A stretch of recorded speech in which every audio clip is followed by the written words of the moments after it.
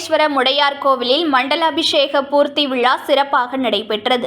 இதில் ஏராளமான பக்தர்கள் பங்கேற்று வழிபாடு நடத்தினர். சீர்காழி கடைவீதியில் இந்து சமய அறநிலைத்துறைக்கு உட்பட்ட ஆதிராகு ஸ்தலமான பொன்னாகவள்ளி அம்மன் உடனாகிய நாகேஸ்வர முடையார் கோவில் அமைந்துள்ளது. இக்கோவிலில் கும்பாபிஷேகம் நடந்து முடிந்த நிலையில் மண்டலாபிஷேகம் தொடங்கி நடைபெற்றது. இந்நிலையில் மண்டலாபிஷேக பூர்த்தி விழா நடைபெற்றது. முன்னதாக புனித நீர் அடங்கிய கடங்கள் வைக்கப்பட்டு சிறப்பு ஹோமம், பூர்ணாகதி, தீபாராதனை நடந்தது. தொடர்ந்து வேத விற்பனர்கள் மந்திரம் முழங்க புனித நீர் அடங்கிய கடங்கள் புறப்பட்டு கோவிலை வலம் வந்து மூலவர் சுவாமி அம்பாளுக்கு புனித நீர் ஊற்றப்பட்டு சிறப்பு அபிஷேகம் செய்யப்பட்டது. இதில் ஏராளமான பக்தர்கள் பங்கேற்று தரிசனம் செய்தனர். செய்திகளை உடனுக்குடன் தெரிந்து கொள்ள லைக் பண்ணுங்க, ஷேர் பண்ணுங்க, சப்ஸ்கிரைப் பண்ணுங்க, மறக்காம கமெண்ட் பண்ணுங்க.